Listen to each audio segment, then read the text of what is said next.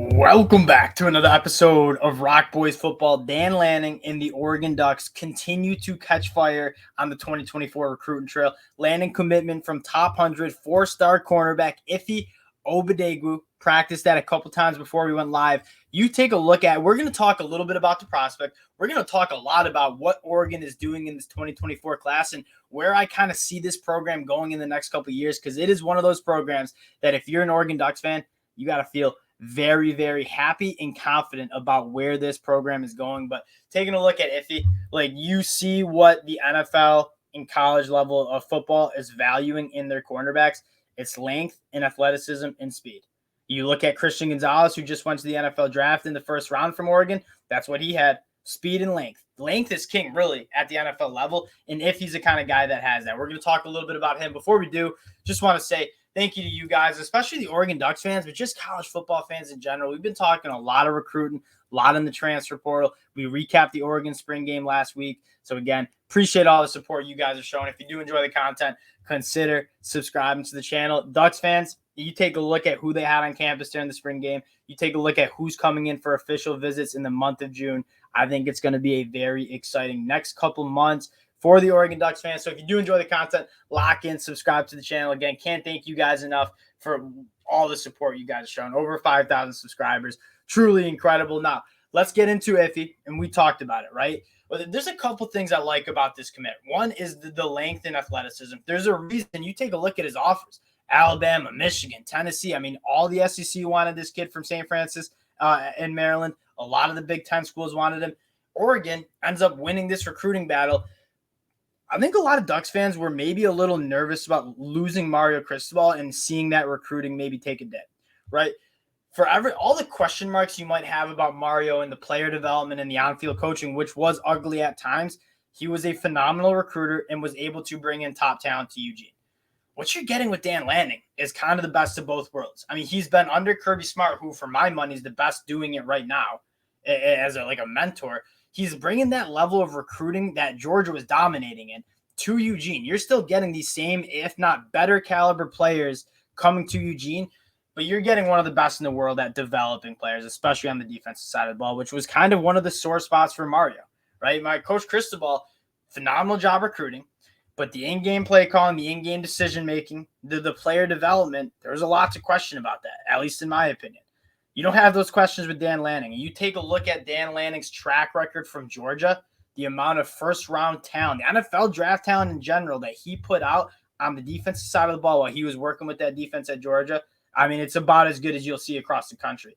And so that's kind of becoming his number one selling point for a lot of these guys. And you look back maybe a decade ago, Oregon was bringing in some really good recruits, and it was kind of had to do with, it was a cool program, right? The uniforms are sweet. The locker rooms were awesome. Now every Power 5 team in the country has that. That's just one of those boxes you have to check. What you're selling to now with these top athletes, yes, NIL is a player in this, but what's really being sold is, how am I going to get to the NFL? What's the best program to put me out into the NFL? Dan Lanning has proven that he can develop NFL talent. If you go play for Dan Lanning, especially on the defensive side of the ball, there's a good chance that you're going to be looking and hearing your name called in the NFL draft. That's what he did at Georgia. That's what he's doing his first year at Oregon. I mean, DJ Johnson, Christian Gonzalez, Noah Sewell. He's done a great job developing talent. And so I think you're really excited about what Dan Lanning can do with this program, coupling elite recruiting, which I'd expect. We'll take a look at Oregon's class in 2024. Elite recruiting with elite player development, that's how you start winning national championships. And I really am excited to see where this Oregon Ducks program is 3 to 4 years down the road, because I think they knocked it out of the park with Dan Lanning's hire. The second storyline for Ify's recruitment, coming from St. Francis Academy, one of the question marks you might have is, what's the contingency plan after Bo Nix, right? Ty Thompson, I watched the spring game. I think he's really talented, but I also think he needs some work, and he might not be the guy. And I'm interested to hear what the Oregon fans think of Ty Thompson. Let me know in the comment section right there. Like, is Ty Thompson the guy after Bo Nix? Because I don't know if I'm sold, but I know you guys are kind of more connected with the spring practice notes. So let me know about that. The next thing I want to talk about kind of got me a little distracted here.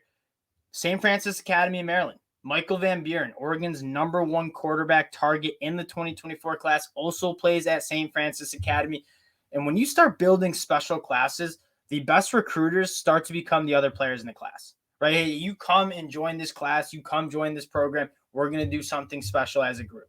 You can have Dan Lanning, you can have the OC be recruiters too, but that's what it starts to become. As a Michigan fan, I'm kind of seeing it with Michigan's 2024 class.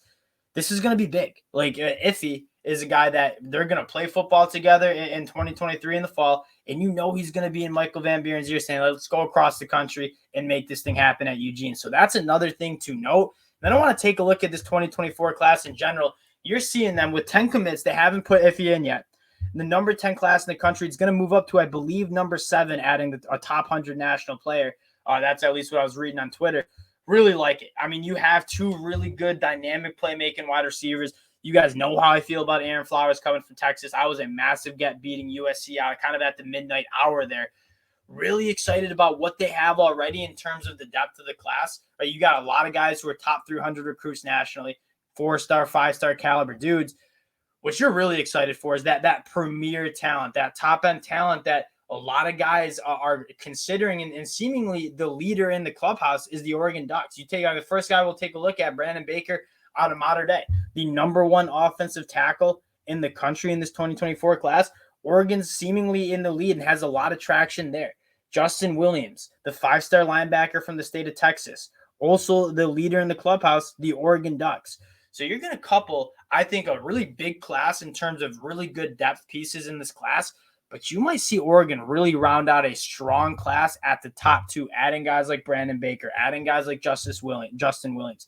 Pretty sure Colin Simmons, a top 5 national player, was on campus during the spring game. Especially on the defensive side of the ball, you look at the recruits Dan Lanning was able to land during his time at Georgia. I think you're going to start seeing very similar trends with his work at Eugene. Like, if you want to go to the NFL, you're a top 50 national dude, especially on the defensive side of the ball. Who are you trusting to get you to that point? You're trusting the guy who's put out the most players into the NFL on defense the last couple of years, Dan Lanning, during his time at Georgia. So I think the selling point for come to Eugene, not only are you going to compete for championships, which Oregon does every year, but you're also going to really benefit yourself in terms of development and getting to the NFL. I get NIL is also playing a role in these high school kids' recruitment. The main thing they're chasing is hearing their name called in the NFL draft. And there's not a coach in the country that can better help that than a guy like Dan Lanning in Eugene. They have everything they need to offer. You couple the recruiting with the player development. If you're an Oregon fan, you have to be absolutely thrilled with where this program's going. And this is a team that we'll be talking a lot about in the fall. We just released our top 25. Oregon's in our top 10. We're very high on Oregon and what they have bringing back with Bo Nix, Troy Franklin. Extremely excited to continue talking about this Oregon team.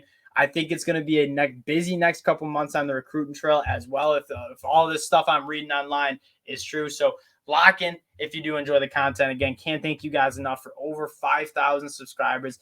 It's truly incredible, and it's all thanks to you guys. So appreciate the support. Subscribe to the channel if you do enjoy it, and we'll talk to y'all later. Peace.